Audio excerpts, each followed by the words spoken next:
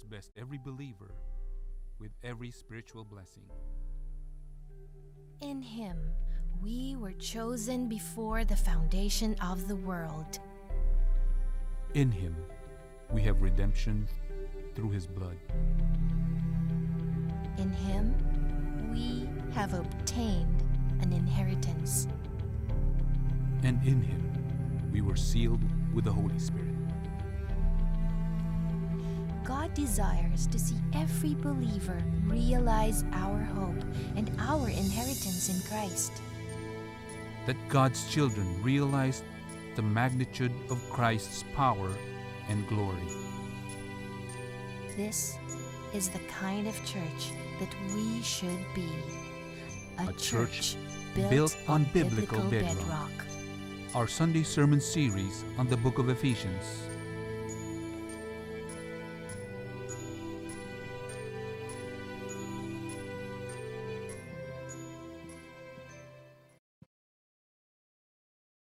Magandang hapon po sa kanilang lahat.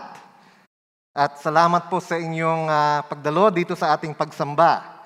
Meron pong biglaang emergency si Pastor BJ, ang aking matalik na kaibigan. Kaya po ako ay naatasan niyang pansamantala at panandali ang pumalit sa kanya ngayong hapon lang. Kaya nga po hingin ko inyong paumanhin na ang gagamitin nating outline ay yung outline natin sa English din, ngunit ipapaliwanag ko po sa ating sariling wika.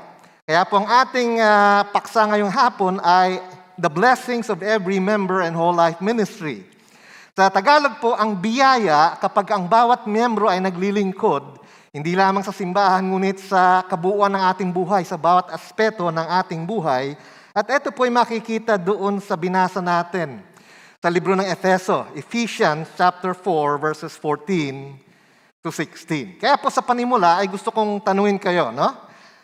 Sino po dito ang ayaw sa mga baby na cute? Taas ang kamay. Ayaw ko sa mga baby. Siguro wala po. Kasi ayaw nyo maging kontrabida. Hindi po ba? Lahat po tayo gusto natin ng mga baby, lalo pag cute, ano?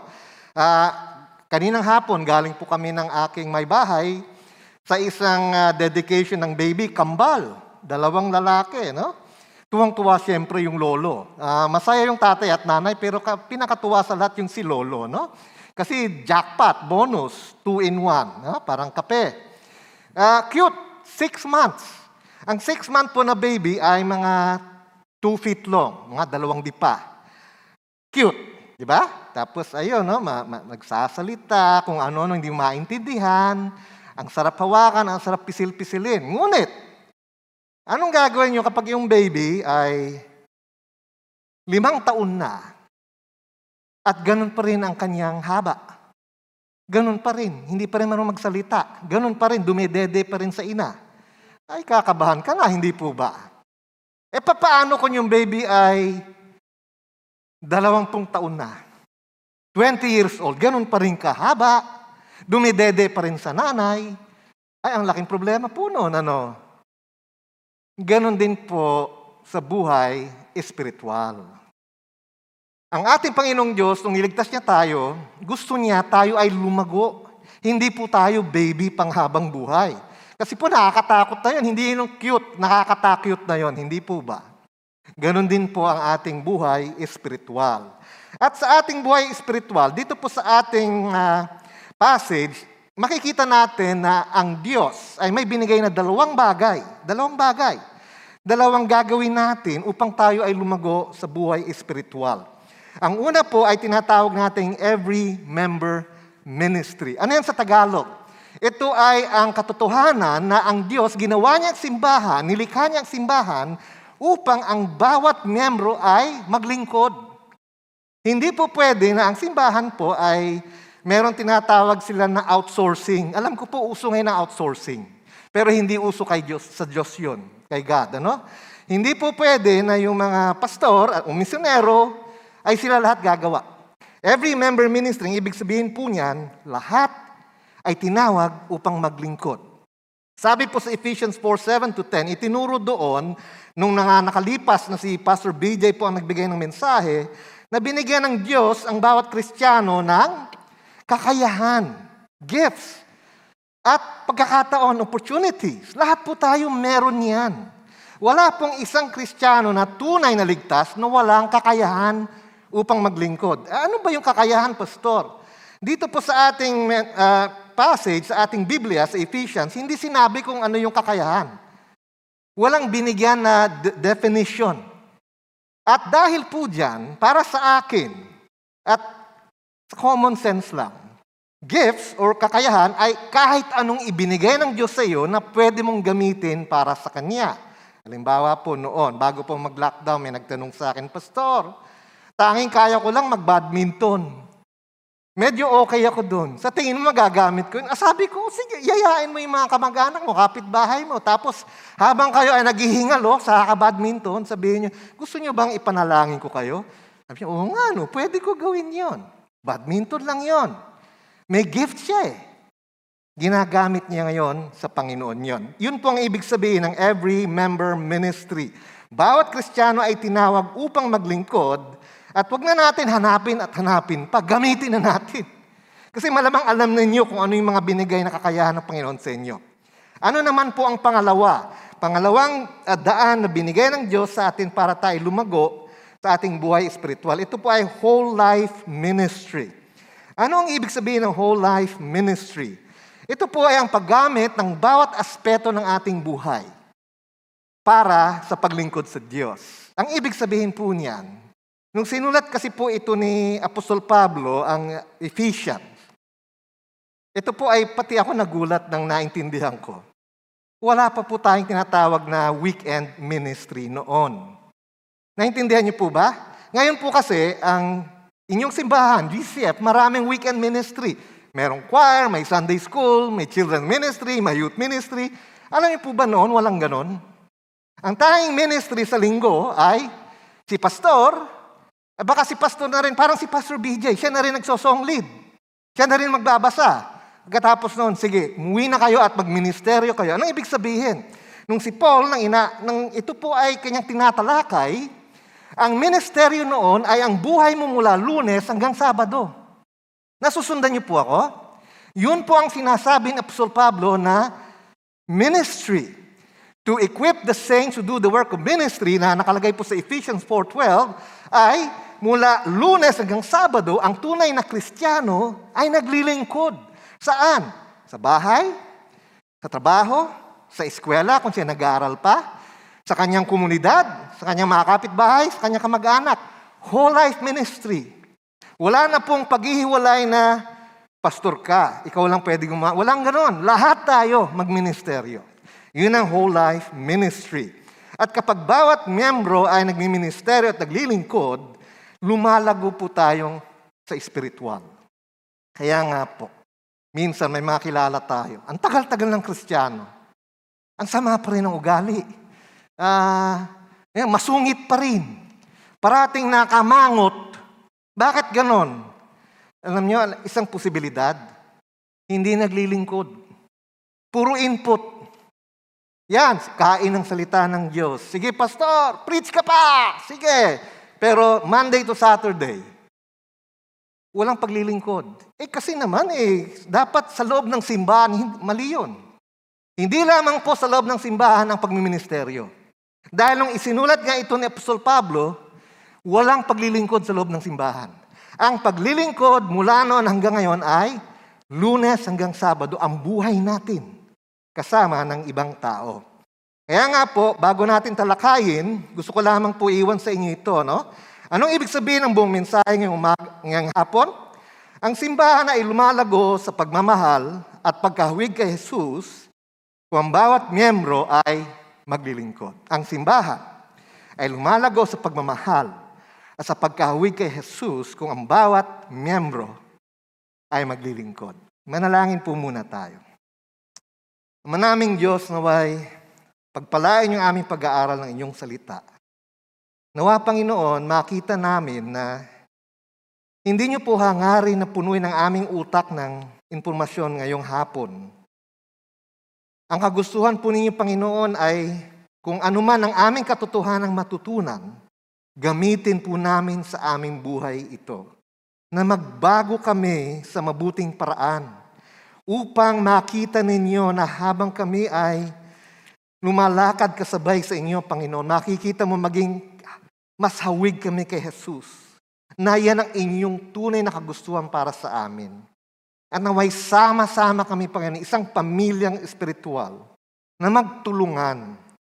Hindi maghilahan pababa, ngunit maghilahan pataas. Magtulungan kami bilang isang pamilyang espiritual. Pagpalaan niyo po ang bawat na nandito. Online man, Panginoon, ang aming kapatiran doon, o ang lalo na po yung mga nandito ngayon, nagsasamba kasama namin. Sa ngalan ni Jesus, Amen. Hindi ko po masyadong pahahabain ang ating mensahe. Meron pong 3 biyaya. 3 blessings. Kapag tayong lahat ay naniniwala at nagpa-practice ng every member and whole life ministry. Pag tinanggap po natin na, oo nga, Kristiyano ako, dapat talaga naglilingkod ako. Kasi kung hindi, baka peke ako. Every member ministry and whole life ministry, bawat aspeto ng buhay ko, pwede yon paglingkuran si Jesus. Sa trabaho, sa eskwela, sa kapitbahay, sa klano, kahit saan, pwede ko paglingkuran ang aking Panginoon. Tingnan po natin ang unang-unang biyaya sa verse 14. Ano ang unang biyaya sa paglilingkod kay Jesus sa bawat aspeto ng aking buhay? Sabi po rito, at gagayahin ko po si Pastor BJ. Babasahin ko sa English at ipapaliwanag natin sa Tagalog. Sabi po dito, that we may no longer be children, tossed to and fro by the waves and carried about by every wind of doctrine, by human cunning, by craftiness and deceitful schemes. Ang unang-unang biyaya po ng paglilingkod kay Jesus sa bawat aspeto ng aking buhay mula Lunes hanggang Sabado ay tayo ay protektado sa maling aral. False teaching. We are protected from false teaching. Kasi po kaya ko tinanong kanina tungkol sa baby, kasi po pag tayo ay bagong mananampalataya, masaya ang Panginoon doon. Ngunit hindi po hangarin ng Panginoon na handyan ka lang habang buhay. Hindi po, lalago po dapat tayo. Tayo po ay mag-i-improve. Hindi po tayo baby panghabang buhay, espiritual. At ang isang karakteristik po ng mga sanggol sa pananampalataya ay madali silang madala ng bagong katuruan. Naalala ko po nang ako'y high school, ang aking disciple noon. Ako po ay pinagpala na may disciple na napakamasigasig at mapagmahal. Siguro po ay bilang biro, tinanong niya ako, alam mo ba na ang lahat ng katuruan, mali o tama, walang bago, sabi niya sa akin. There is no such thing as new teaching. 4th year ako noon, teenager. Alam niyo po, ang mga teenager dumadaan sa isang bahagi ng buhay nila na mayabang sila. Kala nila, alam nila lahat. Ganon ako ng 4th year. Dinibati ko siya. Sabi ko, hindi tama yan, Kuya Jerry. Meron ganito, meron gano'n. Meron ba ito noon? Alam mo sabi niya sa akin? Sige, basahin mo ang Ecclesiastes 1:9-10. So binasa ko at babasahin ko sa inyo. What has been is what will be. And what has been done is what will be done. There is nothing new under the sun. Is there a thing of which it is said, see, this is new? It has been already in the ages before us. Walang bagong katuruan, maliman o tama. Tama pala yung aking discipler nung sinabi niya yon. Halimbawa po, sinasabi natin, napakalala ng buhay ngayon. Napakalaganap ng pagiging immoral. Hindi pa ito nangyari. Ay, hindi po totoo yun. Noong kapanahunan ni Apostol Pablo, ang buhay po sa Roma, in Rome, ay ganun na. Laganap ang pagiging immoral. In fact, nung buhay pa rin si Paul, sa lugar na tinatawag ng Corinto, ay mas malala pa yung ginagawa doon kaysa ang pinakamalala na maisip nyo ngayon. Lahat ng klaseng kasamaang sexual ay meron na noon pa rin sa Corinto. Kaya nga po, tama. Ganon din po ang false teaching o maling aral. Meron na noon pa.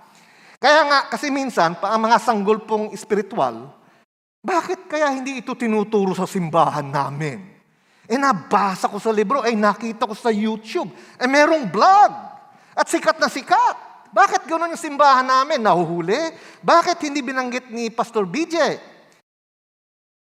Ito pong sasabihin ko sa inyo, pag merong nagsabi na may bago silang aralin mula sa Biblia, huwag kayong maniwala. Dahil ang Biblia ay kailangan ipaliwanag, pero nandyan na po yan at hindi na dadagdagan ng Panginoon yan. Yun palang Biblia, hindi na natin maintindihan lahat. Doon may dadagdag pa ba ang Panginoon? So yun po, At gusto ko lamang po magbigay ng application. Praktikal na paggamit ng verse 14 sa ating buhay. How do you fall victim to false teaching? Paano ba nabibiktima ang mananampalataya sa maling aral? Meron pong 4 na paraan. May mas marami pa, ngunit dahil sa panahon kulang naman ang ating oras, 4 lang babanggitin ko. Paano tayo mabiktima? At kung gusto niyo, pwede niyo pong isulat to. Una, you are unaware of the most basic doctrines of the faith. Hindi mo alam ang pinakamahalagang doktrina ng ating pinaniniwalaan. 4 lang naman po yung talagang ating basic doctrines at ang mga lumalabas dyan ay pwede na nating pag-usapan, pagdebatihan kung kailangan. Pero itong 4 na ito ay para pong upuan ninyo. Diba? May 4 yan na tinatayuan. Ano po yung 4 na yon? Ang una ay the inerrancy of the Word. Ang ibig sabihin po niyan, ang paniniwala natin, ang Biblia, nung unang binigay ng Diyos yan, dun sa original na lingwahe, ay walang kamalian. Sa bawat titik, sa bawat letra na isinulat ng unang-unang diniktahan ng Diyos, yun po ay walang mali sa isip at sa titik at sa letra. No error in the original manuscript sa English. Number 2, the deity of Christ. Na si Jesus ay Diyos. Hindi siya naging Diyos. Hindi siya anghel na na-promote maging Diyos. Hindi siya tao na dinagdagan ng pagiging Diyos. Siya ay Diyos. Mula ng eternity past hanggang eternity future, Diyos na siya. Hindi po siya na-promote. That is the deity of Christ. Christ is fully God. Ang pangatlo po ay konektado doon at hindi mahiwalay. The triune nature of God. The Trinity. Kaya nga po, bago ko ipaliwanag yung Trinity, kasi hindi naman talaga yung ipapaliwanag ng buo. Minsan may kumakatok sa pinto natin. Ano po? Mga magagandang lalaki na makisig, hindi po ba? Nakasuot ng puti, 2. Tapos sasabihin sa'yo, would you like us to explain to you? And they will introduce yung religion nila sa inyo. Yan po ay hindi naniniwala sa deity of Christ. Ang tawag po sa ganyan is heresy. Kung hindi kayo sigurado na maipapaliwanag yun ng mabuti ang inyong paniniwala, huwag niyo po pag-aksaya ng panahon. Do not open your doors. Hindi niyo kailangan makipagdebate. Hindi po tayo tinawag ng Panginoon upang makipagdebate. Lalo na kung hindi ka rin masyado pang nakakaalam sa doktrina natin. But just be aware, pag sinabi nila na si Kristo ay hindi Diyos, huwag niyo na pubuksan ang pinto ninyo. Pangatlo is the Trinity, the triune nature of God. God the Father, God the Son, God the Holy Spirit. Hindi po 3 ang Diyos. Iisa ang Diyos, ngunit there are 3 persona, 3 persons. Hindi rin po ibig sabihin na may isang Diyos na minsan God the Father siya, minsan God the Son siya, minsan God the Holy Spirit. Hindi po. One God, 3 persons, but one God. Ngayon, hindi po natin ma-explain fully ang Trinity. It's a mystery. Yung amin po mga professor sa seminary noon, ang nagsabi nito, kung makakita ka raw, sabi nila sa akin, ng napakagaling na theologian, sabi na they can explain the Trinity all the way, but only up to a certain point. Because there comes a point na kahit ang pinakamatalinong theologian sa seminary can only explain the Trinity up to why? Because God cannot be explained by the human mind. Pagdating po natin sa langit, ay pumila kayo at interviewin natin ng Panginoon. Explain to me, Lord, the Trinity. Pero siguro mahaba ang pila, no? But the Trinity is a mystery. It humbles us. It reminds us He is God and we are not. But that's doctrine number 3. And doctrine number 4 is found in Ephesians 2:8-10. Ano po yun? We are saved by grace alone, through faith alone, in Christ alone. Yan po, no? So, ulitin ko, the inerrancy of the Word, the deity of Christ, the Trinity, and number 4, salvation by faith alone in Christ alone, and therefore by grace alone. Those are the 4 pillars of our faith. To not admit even just one of them is called heresy. To say, I do not believe in any of them, is difficult to say, Kristiyano po yun. So those are the 4 foundations of our basic doctrines of the faith. So pag hindi niyo po alam yon, madali po tayong malinlang. Kaya sabi po sa 1 Peter 2:2, like newborn infants, long for the pure spiritual milk, that by it you may grow up into salvation. Number 2, another way you fall victim to false teaching is, you expose yourself to harmful material. Ikaw mismo ay lumalapit sa delikado. At alam niyo po, ako po ay magsasalita mula sa talagang experience po. Minsan may, Pastor, panoorin niyo po ito. Ano yan? Ipapadala yung link. 2 oras na YouTube video. Sabi ko, wala bang summary ito? Ngunit, pagka talagang pakikinggan mo, ay makikita mo, heresy. Kung napakagaling po marami pong napakagaling na nagtuturo sa YouTube na kung hindi mo alam ang doktrina natin, ikaw po ay talagang magagalingan ka kasi na-master nila ang lahat ng rhetoric, pati expressions, facial expressions, hand expressions. Kulang na lang sumayaw sa stage. Ay talaga hindi ka antukin. Ngunit mali ang sinasabi. Mag-iingat po kayo sa YouTube. Napakadelikado po doon.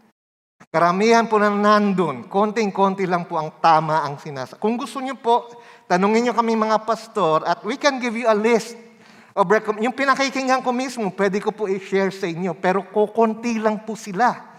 At meron na po tayong mga miyembrong nalinlang at hindi na nagsisimba. Meron pong konting Tagalog, false teachers, mas marami ang English false teachers. Ang katumbas po nito ay ganito, no? Anong tingin niyo sa akin, pagka merong lason, na isang patak lang ay patay na ako. Tapos, sasabihin ko sa inyo, alam kong lason ito pero hindi ko naman ito inumin. Pero araw-araw po, nasa aking hapagkainan. Diyan sa harap ko mismo. Anong sasabihin niyo sa akin? Pastor, buang ka na yata. Alam mong lason. Bakit mo nilalagay sa harap mo, sa hapagkainan? Baka balang araw, makainom ka kahit isang patak. Patay ka. Ganon pong ginagawa natin when we expose ourselves to harmful material. Huwag niya lang natin po gawin. Number 3, how do you fall victim to false teaching? You don't have personal time to study the Bible. Tawag po natin dito, minsan quiet time, devotion, reflection. Pag tayo ay umaasa lamang sa turo ng iba, okay din po yun. Pero gusto po ng Panginoon, may sarili tayong pag-aaral sa Biblia. Sa Psalm 119, 9-11, sabi dito, how can a young man keep his way pure? By guarding it according to your word. I have stored your word in my heart, and I might not sin against you. So dapat po may sarili tayong panahon sa Biblia. Huwag naman po yung tipo bang, Panginoon, ano pong aking aralin ngayon? Okay, ini-mini mo. Uy, ito. Ano ito? Gagawin ko ito, Panginoon, promise. Kung nakasulat dito, nakalagay doon, Judas went and hung himself. Ay, hindi. Kailangan po may sistema tayo sa pag-aaral ng Biblia. Pwede po yung daily bread kapag tayo ay bago pa lang sa pananampalataya. Pero, pag ginamit po natin ang daily bread, gamitin niyo po yung passage doon. Yung daily bread mismo ay illustrations lang. Pero basahin muna yung Bible passage. Yun po ang hangarin naman nagsusulat niyan. So, that's an example. Tapos pag nagmamature na po tayo, natututo tayo ng Bible study, mag-aral po tayo by books of the Bible para may sistema. Number 4, how do you fall victim to false teaching? You don't have a group or a person to whom you hold yourself accountable or who can give prayer or counsel. Nang ibig sabihin yan? Kasi lone ranger ka. Wala kang either small group or growth group na bahagi ka at pag may problema ka, pwede mo silang tanungin. O kaya wala kang disciple or mentor. Pero kahit isa dito sa dalawa ay maganda. Kasi halimbawa, may problema ka sa buhay mo, kinukumbinsi ka ng isang kaibigan mo sumama sa isang alam mong maling pagtuturo. Wala kang matanungan. So, kaya po dito sa GCF, makulit po kami, naamin ko, na magsabi sa inyo, wala ka bang growth group? Humanap ka. Tanungin mo si Pastor Emer, tanungin mo kahit sinong pastor or elder, tutulungan ka nila.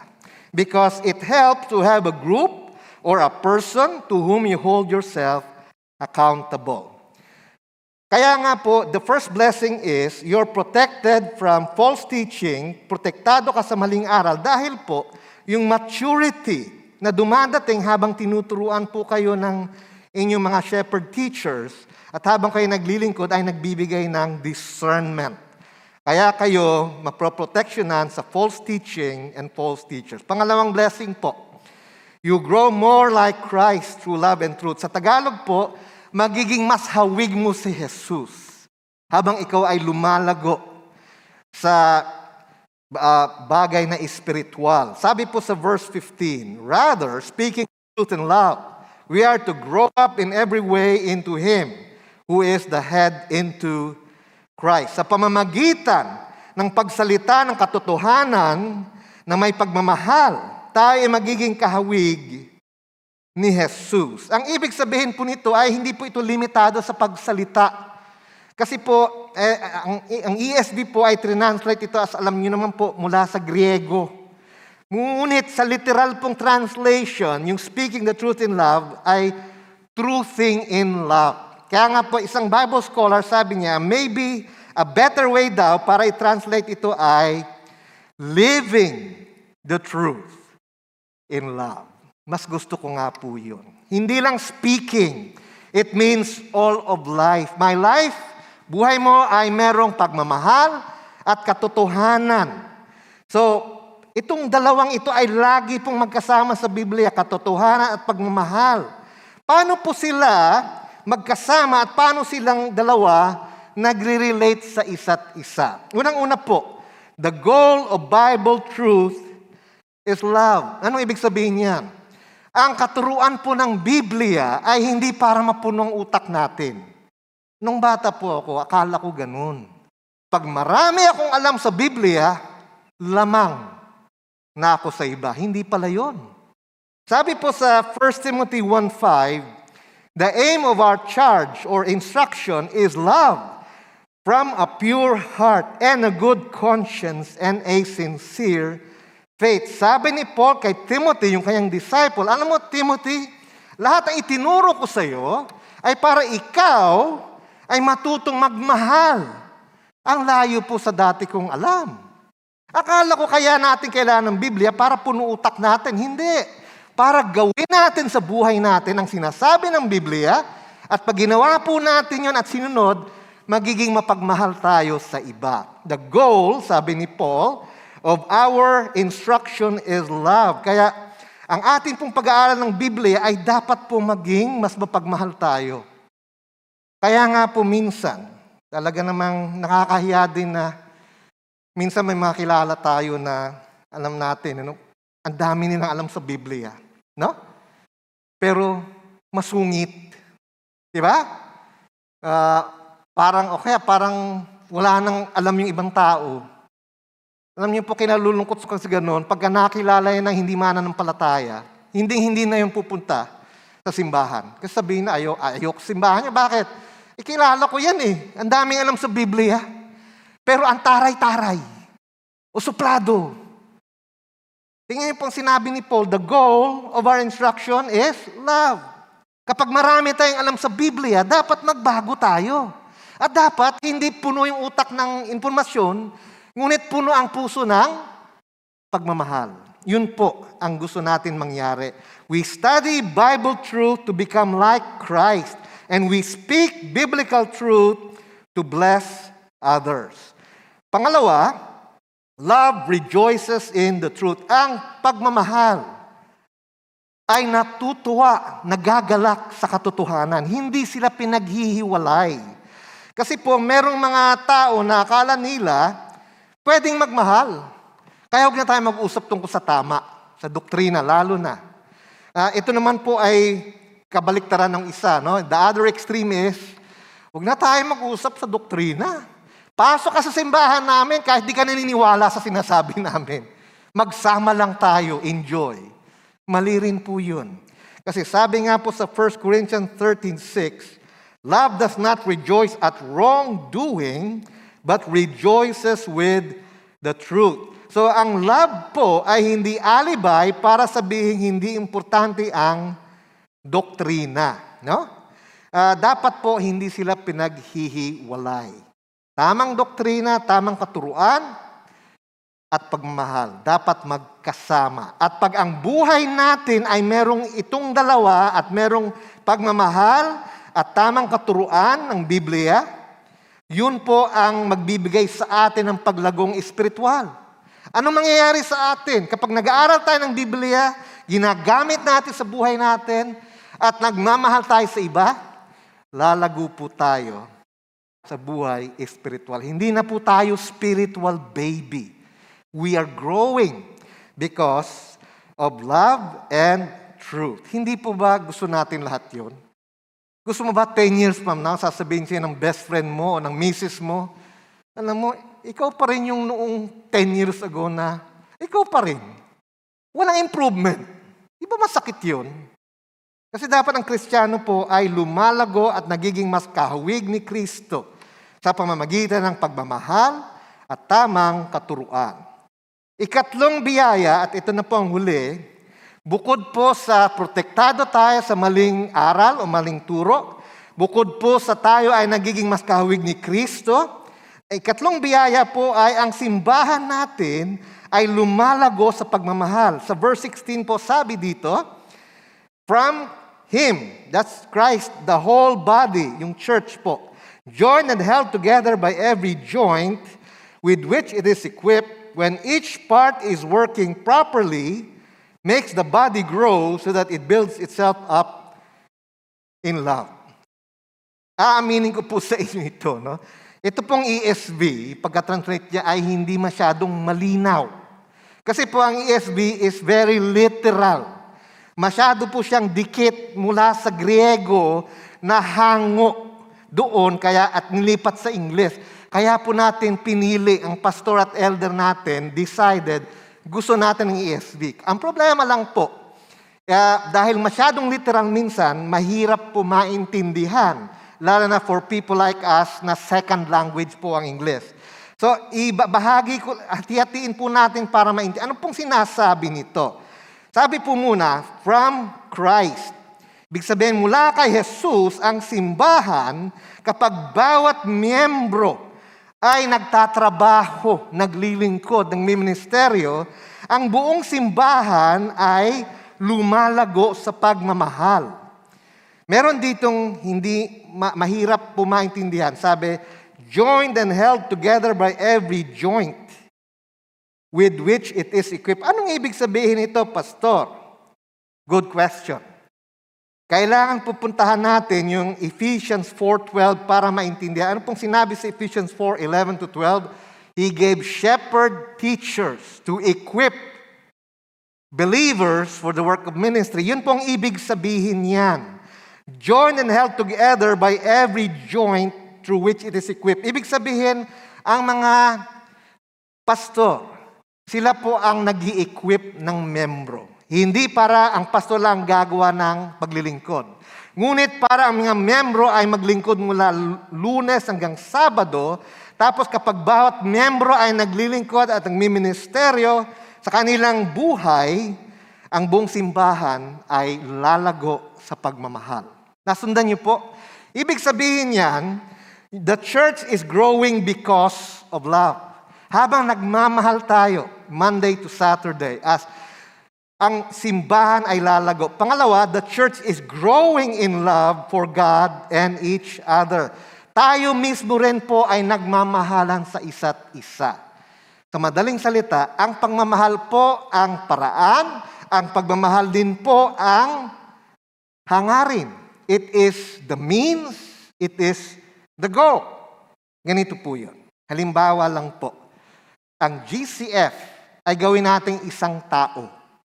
na i-evaluate ng HR manager. Imagine natin, ang Diyos ang HR manager, no? O boss.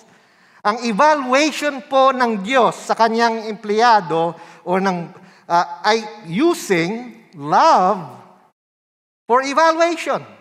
Ikaw ba, sa loob ng simbahan, nagmamahalan kayo na masigit kaysa dati? O mas nag-aaway kayo kaysa dati? Yun po ang sinasabi natin, love is the outcome na hahanapin ng Diyos sa atin. It is also the means na tayo ay lalago na maging as katulad ni Jesus. Kaya po nilagay ko na lang sa outline yung summary. No? Empowered by Christ. Sa tulong ng Panginoong Jesus, as each church member does whole life ministry, it helps other members grow until the whole church is healthy and growing in love for God and each other. Sa biyaya ni Jesus, tutulungan niya tayong magmahal ng isa't isa. Sa biyaya ni Jesus at sa tulong niya, Lunes hanggang Sabado, mamahalin natin sa paglingkod, yung mga kasama natin sa normal na buhay, sa bahay, sa trabaho, sa eskwela, mga kalaro natin, sa ating mga paboritong sport, at makikita nila sa buhay natin, hindi pala kayo abnormal, kayong mga tinatawag na taga-GCF. Pareho lang pala tayo. Pero alam mo, mas mahaba pasensya mo. Alam mo, hindi ka nagmumura ng singdalas namin.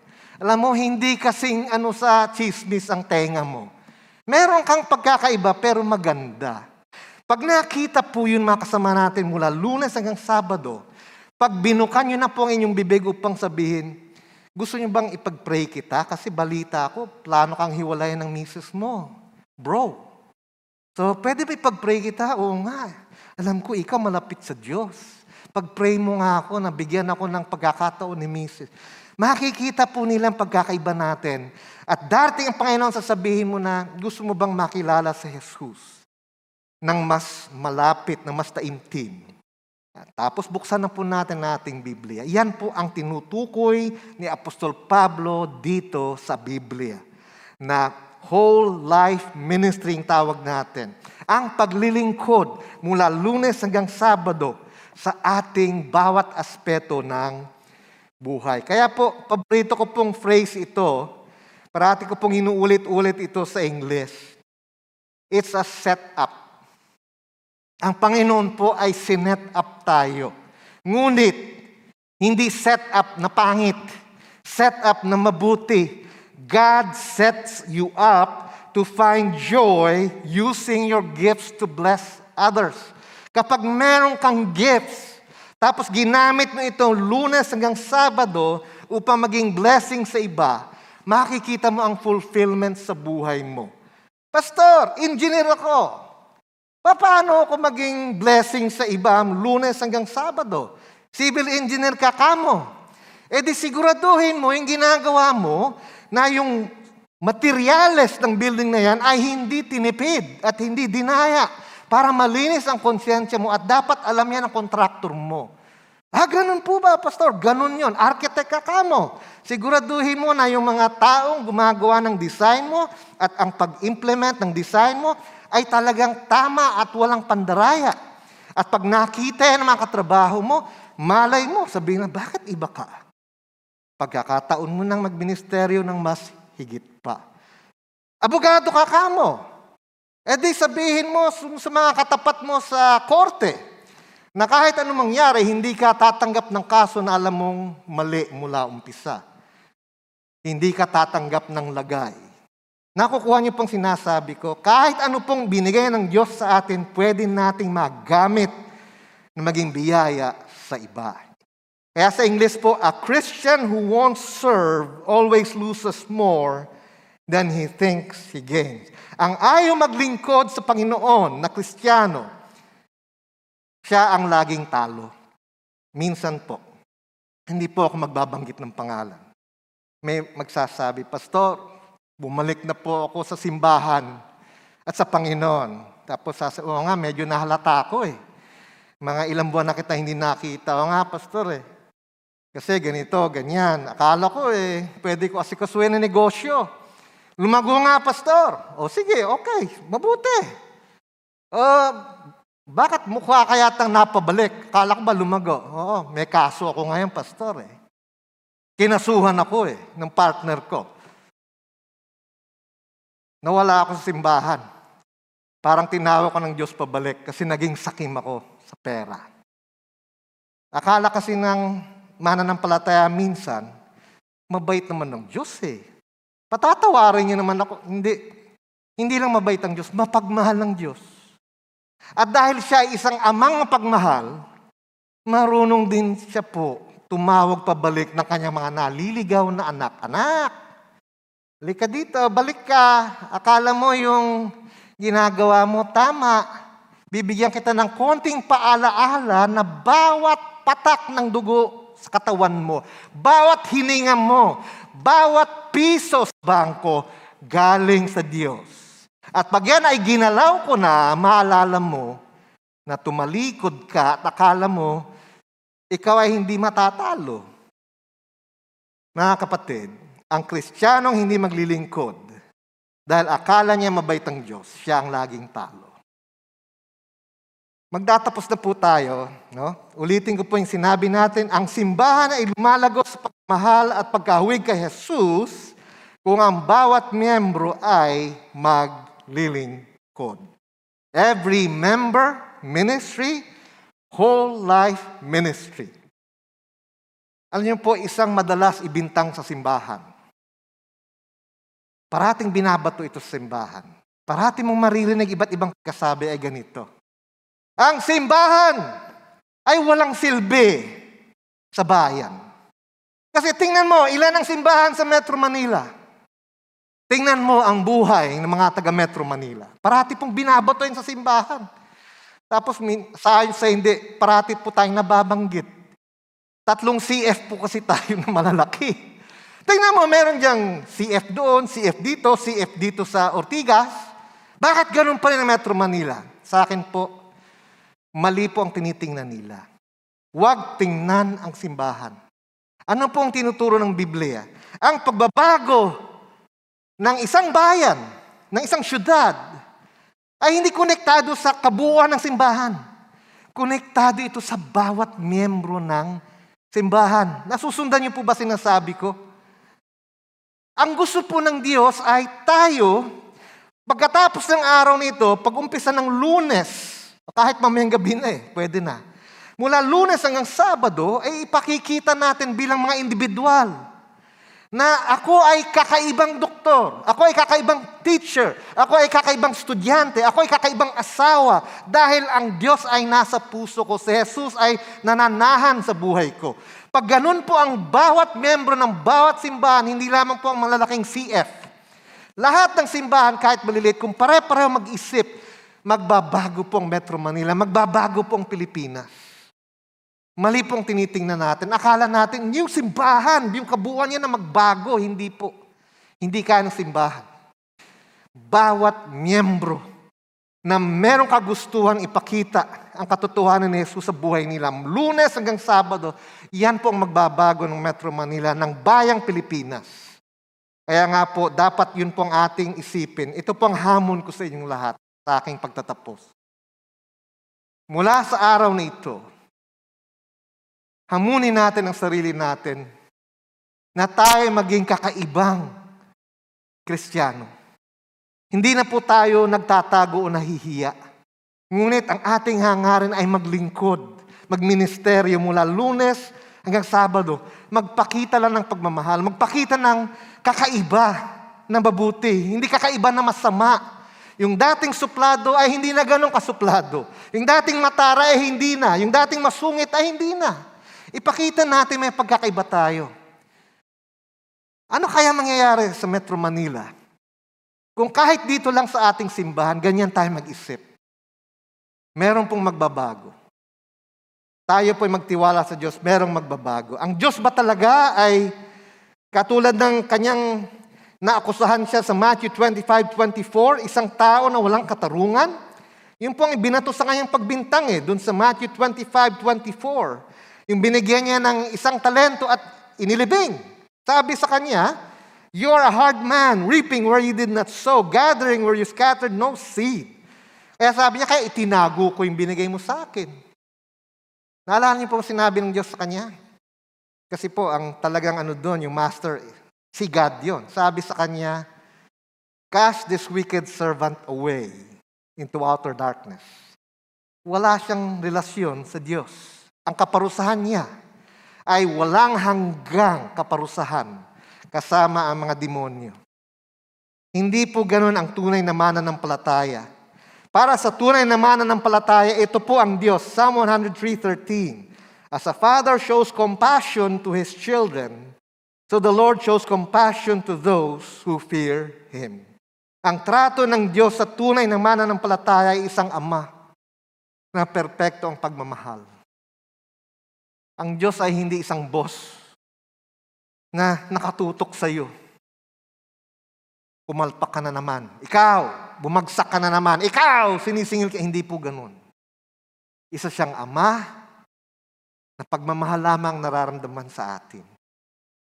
Mula sa kanyang pagmamahal, sa pamamagitan ni Jesus, binigyan tayo ng Diyos ng kakayahan, oportunidad, mga tao, mga pastor at elder para turuan tayo at isang spiritual family na tinatawag nating simbahan. At sa paggamit ng ating kakayahan, lalago po tayo sa buhay espiritual. Yan po ang hangarin ng inyong mapagmahal na Ama sa langit. Naway tayong lahat ay pagpalain ng Diyos sa ating paglilingkod sa bawat aspeto ng ating buhay. Lunes hanggang Sabado. Manaming Diyos, salamat po sa inyong pagmamahal. Dahil po sa laki ng inyong pagmamahal, binigyan niyo kami ng kakayahan. Hindi para pahirapan kami, ngunit para makita namin ang kaligayahan. Nakasama kayo sa bawat aspeto ng aming buhay. Kapag nakikita namin na ang kabuuan ng aming buhay ay pwedeng gamitin paglingkod sa inyo, Panginoon. Sa pamamagitan ng pagpapakita ng pagmamahal sa bawat taong aming makasagupa. Naway pagpalain niyo po ang aming hangaring, Panginoon, na magmula ngayon, kami magkakaroon ng pagkakaibang paglilingkod dahil bawat aspeto ng aming buhay ay pwede palang maging paglingkod sa Diyos. Pagpalain niyo po ang bawat isa na magkakaroon itong hangaring ito dahil ito ay aming samot dalangin sa ngalan ni Jesus. Amen. Amen.